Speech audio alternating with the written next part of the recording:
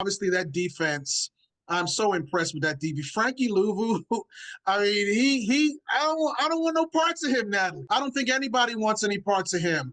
But again, I told you before, and it's still ringing clear today. I think, to me, one of the most significant free agent signings in this franchise's history was bringing in Bobby Wagner. Just Bobby Wagner's confidence being there. This team never feels that they are out because Bobby Wagner won't let them feel that they're out. He's been there, done that.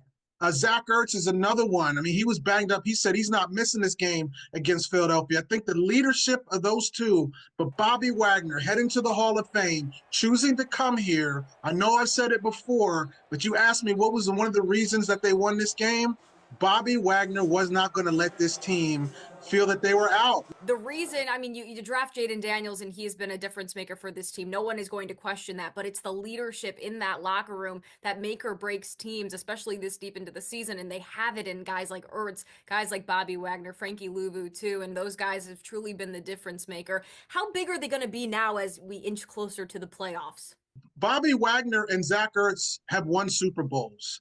This is nothing to them. This is week 16, 17, 18 of a regular season. I mean, it's like, this is, I mean, let's talk about getting into the postseason and making some things happen, right? No one on this roster has been like that, been to that. They're all looking at them for leadership.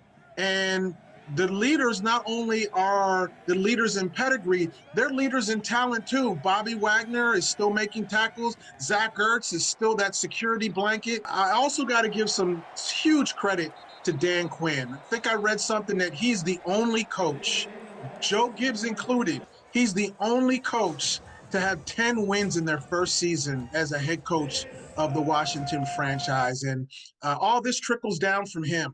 If he's not up there in the conversation for Coach of the Year, I don't know what we're doing here. I think, again, yesterday, another prime example why Jayden will be Rookie of the Year. Do you think it's even up for debate at this point?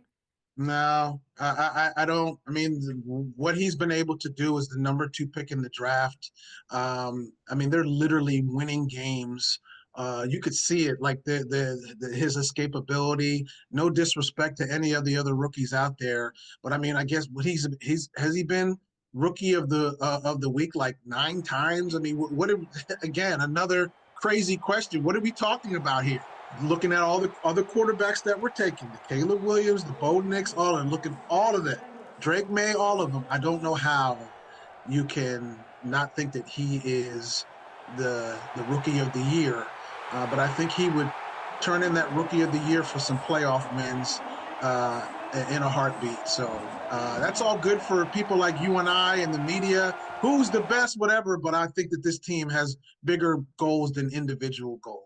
They certainly do, and that's so well said, because I know Jayden, we've sat through countless press conferences with him. We did so yesterday once again, and he's the first one to say, you know, I need to be better for the team in order for the team to be better. He's a guy who's going to put it all out there for his team and not necessarily himself. Yeah. Lou, you're the absolute best. Thanks so much.